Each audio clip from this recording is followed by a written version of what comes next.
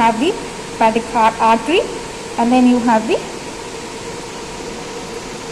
hepatic duct. Okay, so these are the structures.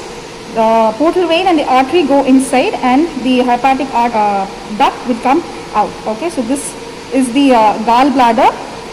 So the common spotter here is they may pin the porta hepatis and ask the structures passing through the porta hepatis, and they can also pin the gallbladder and ask you what are the parts of the gallbladder and what is the triangle associated here, the Calitz triangle. How is it formed? The boundaries of the Calitz triangle is one spotter, and then tying this ligament and asking you what is the ligament and what is it a remnant of. It's an obliterated part of the left umbilical vein. Same way with the ligamentum venosum as well. It is a remnant of ductus venosus, which is a in fetal line which actually connects the portal vein and the inferior vena cava. Okay, so the next we will go to the duodenum.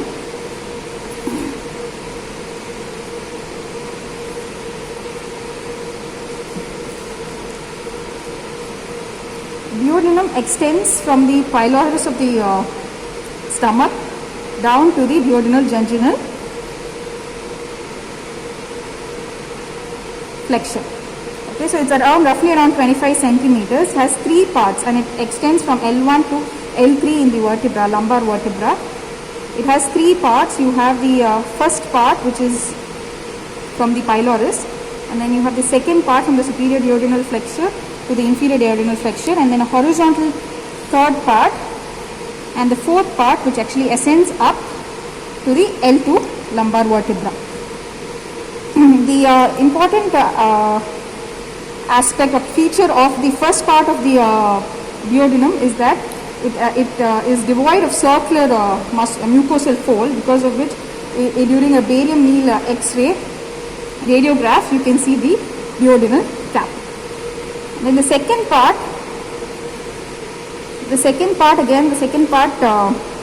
which extends from the superior duodenal flexure to the inferior duodenal flexure. The significant feature is the two papilla. You can see here the major duodenal papilla and the minor duodenal papilla. The major is roughly around 10 centimeters proximal to the pylorus, and the minor is 6 centimeters from the pylorus of the stomach. So the major is the opening of the hepatic duct, hepatopancreatic duct, and the minor is actually the opening of the accessory pancreatic duct. So it's a C-shaped structure. It's the first part of the small intestine. Next, you can see here this organ, this lobulated organ is the pancreas, which is J-shaped or retort-shaped organ, which is both exocrine as well as endocrine, and occupying the concavity of the duodenum.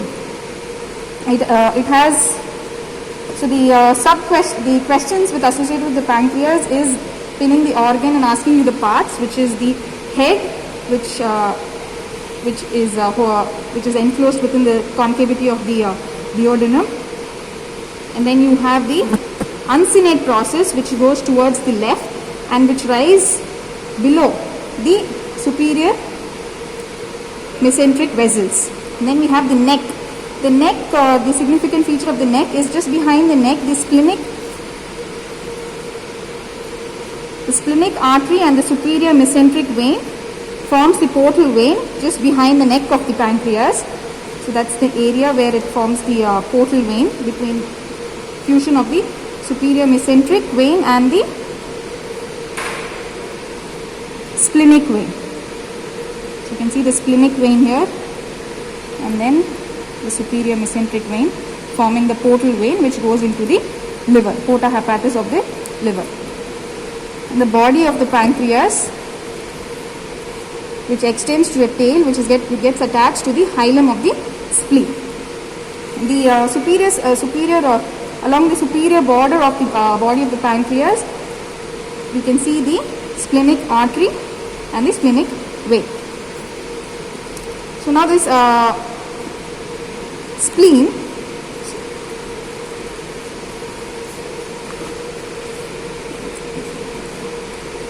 so spleen, the same thing in the tail of the pancreas. So the spleen has two surface, which is the diaphragmatic, convex diaphragmatic surface, and then we have the the visceral surface. Then we have we have borders, which is the superior border, the inferior border, two ends, the anterior end and the posterior end. So how do we hold the spleen? As the convex border goes laterally, and then the anterior end, which is actually, it doesn't look like an end, it's rather broad and flat. It faces anteriorly. The posterior end, the pointed and the rounded one, comes posterior, and this inferior surface goes medially. And this is the hilum of the spleen, wherein the tail of the pancreas gets attached. One feature of the spleen is this splenic notch. The notch, which is generally present in the superior border of the spleen, but not necessarily. Sometimes in some specimens it's also present on the inferior border of the spleen.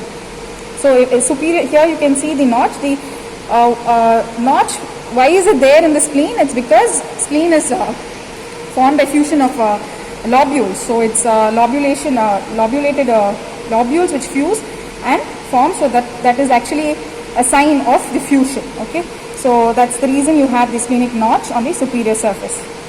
And in the visceral surface, there are impression. This concavity that you can see between the superior border and the intermediate border. The intermediate border is the gastric impression of the spleen, which actually is because of the fundus of the stomach. And between the intermediate border and the inferior border, you have the renal impression because of the left kidney. So, and in the just slightly superior to the intermediate border is the hilum of the spleen, wherein you will have the pancreatic impression for the attachment of the pancreas. Now, spleen, it's roughly 1 inch in thickness, 3 inch breadth, 5 inches in length, and 7 ounces weight, and it's associated with the 9, 10 and 11 ribs. So the diaphragmatic surface of the spleen is directly attached, is associated with the diaphragm, and it's separated from the costodiaphragmatic recess as well as the pleura of the lungs. Okay, so spleen, spotter question, pinning the hilum of the spleen and asking the structures associated with the